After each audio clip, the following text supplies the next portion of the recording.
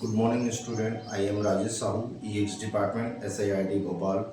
Today, I am going to derive the relation between line voltage and phase voltage for a star-connected three-phase AC system. This is three-phase star-connected balance system as shown in figure.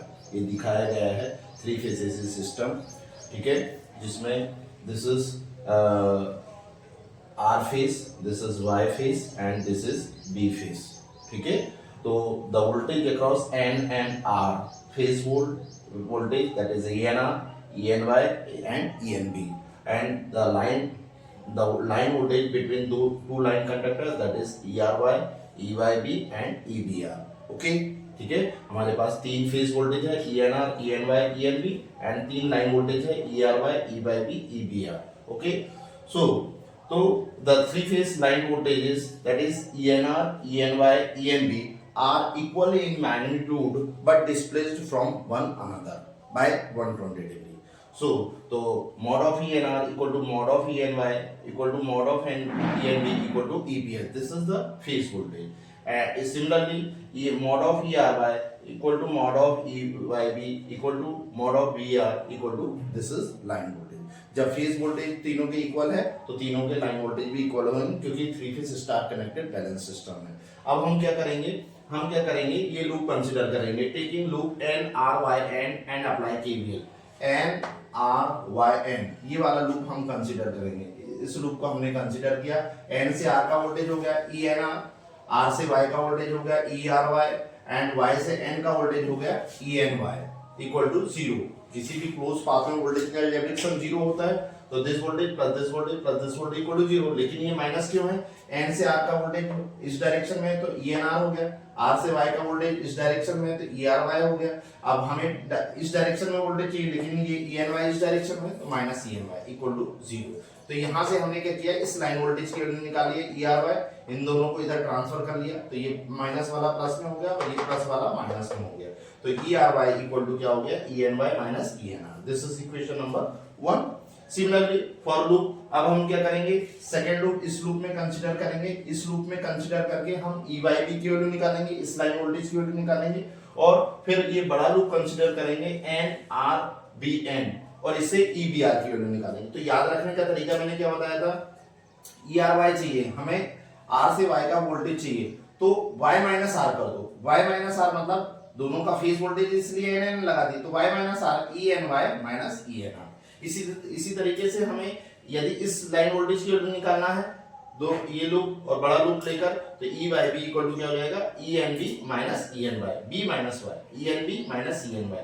Similarly E B R चाहिए तो R minus B that is E N R minus E N B. This is 3 equation. ठीक है, इसके बाद हम क्या करेंगे, phasor diagram बनाएंगे. तो आप लोग इसे नोट कर लें.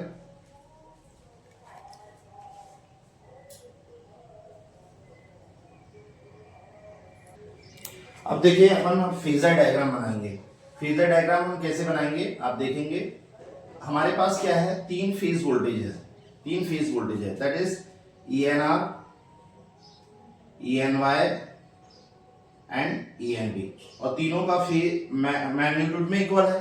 दिस इज ENR, ये ENR का फेज वोल्टेज है, ये Y फेज का फेज वोल्टेज है और ये B फेज का फेज वोल्टेज है ENB.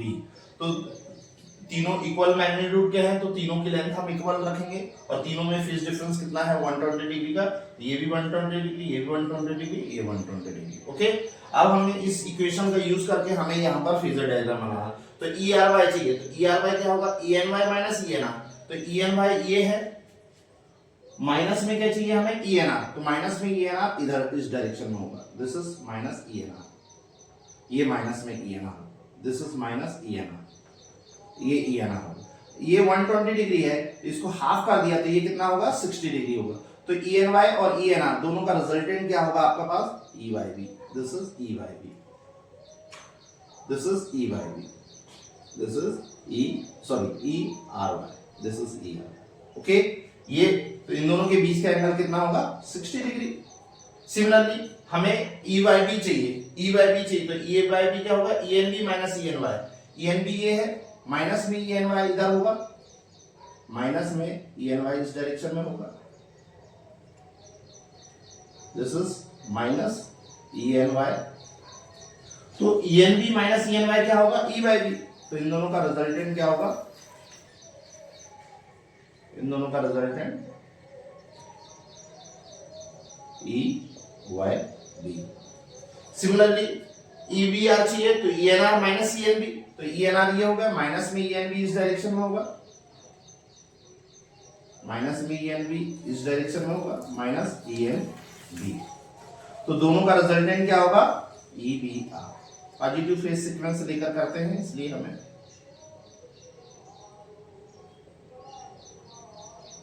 This is E B B R, ये आ गया। तो ये सिमिलर स्ट्रक्चर बनना चाहिए, सिमिलर बनना चाहिए तीनों का। तो कोई भी एक लाइन वोल्टेज की वैल्यू हम कैलकुलेट कर सकते हैं, ठीक है। तो आपको पहले भी पता है, हमने पहले भी बताया हुआ है आप कि ये दो लाइन वोल्टेज है, एक वेक्टर ये E1 वेक्टर है, ये E2 वेक्टर है।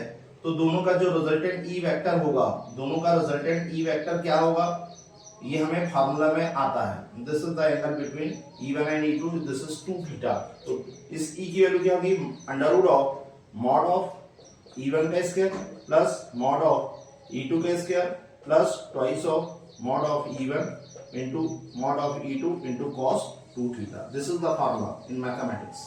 ओके, ये हमारे पास मैथमेटिक्स में फार्मूला होता है। तो हमें मालूम है कि एक ENY है, ENR है, दोनों का रिजल्टेंट ERY है। तो हम ERY की वैल्यू निकाल सकते हैं। इस फेजर डायग्राम को आप नोट कर लें।